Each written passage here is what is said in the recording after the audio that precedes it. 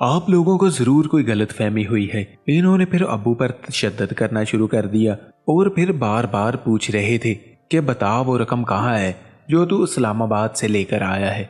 पूरे घर का सामान इधर से उधर फेंक रहे थे, एक एक कोने की तलाशी भी ले रहे थे। हम सब घर वाले एक ही कमरे में थे, हम सब डरे हुए थे। वो तकरीबन 5 लोग थे और सबके पास गन थी। बहुत ढूंढने के बाद जब इन्हें कुछ नहीं मिला तो इन्होंने थक हार कर किंजा को हाथ से पकड़ा और अब्बू को कहा कि अगर तुमने रकम ना दी तो तुम्हारी बेटी की इज्जत लूट लेंगे, वो भी तुम्हारी आंखों के सामने।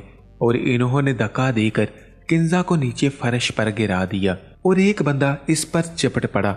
वो जैसे ही झपटा तो अब्बू ने कहा रुको रुको मैं देता हूँ। फिर अब्बू अपने कमरे में गए और साथ इनमें से एक बंदा भी गया। अब्बू कमरे से एक बैग लाए, इसमें मैंने देखा कि बहुत सारे पैसे थे। वो बैग आके अब्बू ने इनके हवाले कर दिया।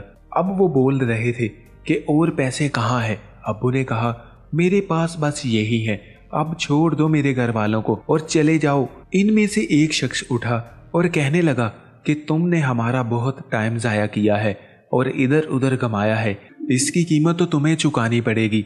और फिर मेरी छोटी बहन किंजा को पकड़ लिया और अम्मी के कमरे में ले जाने लगा।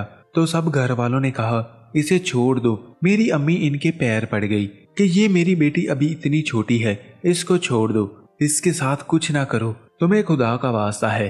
फिर इस शख्स ने कहा कि आंटी आप भी बहुत खूबसूरत हैं, आप आ जाएं कमरे में खुशी खुशी, फिर हमें जबरदस्ती करने की जरूरत नहीं है। अब मैं दिल में डर भी रहा था और शर्मिंदा भी हो रहा था क्योंकि मेरा चाचू और आसफ भी ये सारा मंजर देख रहे थे। अगर आज मेरी अम्मी की इज्जत लुट गई तो हम सारे खानदान में बेइज्जत होने वाले थे। फिर मैंने इस अंकल से कहा अंकल मेरी अम्मी को छोड़ दें, आप ऐसा ना करें। इस अंकल ने कहा कि ये तुम अपने अब्बू से पूछो, इसने हमें इतना क्यों परेशान किया। आते ही अगर ये हमें पैसे दे देता तो हम ये कीमत ना वसूलते। खैर फिर एक बंदा अम्मी को हाथ से घसीटते हुए दूसरे कमरे में ले गया और कहा कि इन सब पे नजर रखो।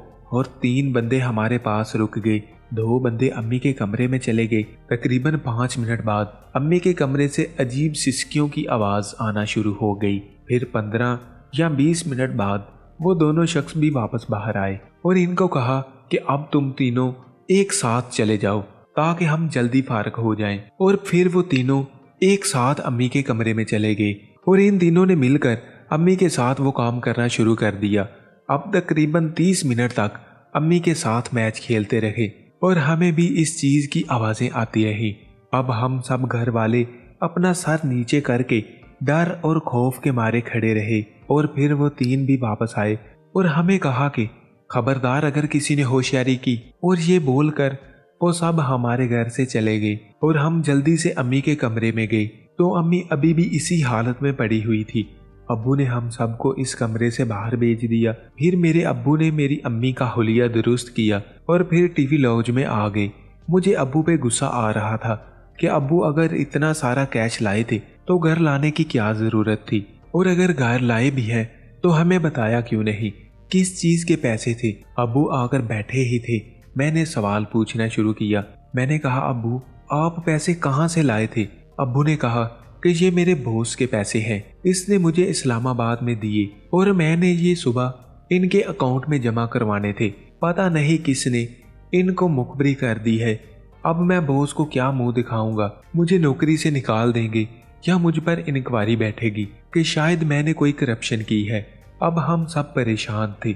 चाचू और आसफ भी बोल रहे थे कि यार अच्छा शुक्र है कि हम सब जिंदा हैं, हम सब की जान बच गई। खैर है ये सामान तो वापस बन जाएगा।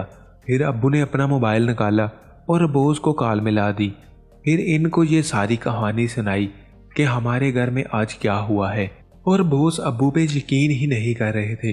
वो बार बार कह रहे थे कि ऐसा नहीं हो सकता, मैंने तुम्हें इतने खफिया तरीके से वो रकम दी थी, तुम झूठ बोल रहे हो। और ये भी कह रहा था कि कहीं से भी लाओ वो रकम हमें दो, ये सरकारी रकम है, ये सरकारी खाते में जमा करवानी है।